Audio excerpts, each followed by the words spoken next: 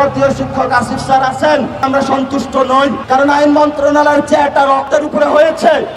এই রক্তের চেয়ারে বসে আপনি রক্তের সাথে কোনো গাদ্দারি করতে পারবেন না। আপনাকে দ্রুত গতিতে যারা মজলুম ছিল তাদের বিচার কার্য বুঝিয়ে দিতে হবে। আর যদি আপনি না দিতে পারেন তাহলে জনতা তার আদালত বসাবে, আদালতের মাধ্যমে আমরা বিচার কার্য জনগণের সাথে কোনো গাদ্দারি করবেন না। আওয়ামী লীগের বিচার কার্য নিয়ে আমরা হেলাফেলা করতে দেখেছি।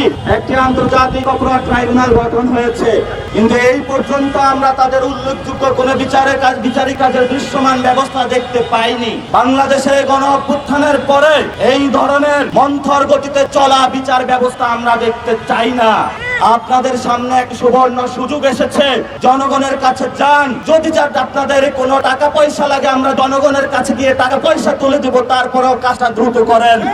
যদি কোনো সাপোর্ট লাগবে জনগণ আপনাদেরকে নিয়ে আমরা বিভিন্ন জায়গায় গিয়ে প্রমাণ আমরা কালেক্ট করে দিব, সেটাও আমরা করে দিব, তারপরেও কাজটা দ্রুত করেন। কিন্তু জনগণের সাথে কোনো গাদ্দারি করবেন না। আমরা অতি দ্রুত গতিতে বর্তমান যে ট্রাইব্যুনালটা রয়েছে এটার সংস্কার এবং আরেকটি ট্রাইব্যুনাল ওপেন করার জন্য সরকারকে অনুরোধ জানাচ্ছি এবং সরকারকে বলবো আপনারা এই বিষয়ে দ্রুত গতিতে উদ্যোগ নিন। এবং আমাদের যে আইন মন্ত্রণালয়ের আমাদের শ্রদ্ধেয় শিক্ষক আসিফ স্যার আছেন, আপনি অনেক সহযোগিতা করেছেন, আপনি অনেক হেল্প করেছেন, কিন্তু আমরা সন্তুষ্ট নই। জনগণ আমরা আরো বেশি কিছু দেখতে চাই। কারণ আইন মন্ত্রণালয়ের চেয়ারটা রক্তের উপরে হয়েছে। এই রক্তের চেয়ারে বসে আপনি রক্তের সাথে কোনো গাদ্দারি করতে পারবেন না।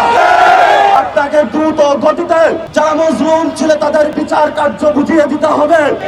আর যদি আপনি না দিতে পারেন তাহলে জনতা তার আদালত বসাবে, আদালতের মাধ্যমে আমরা বিচার কার্য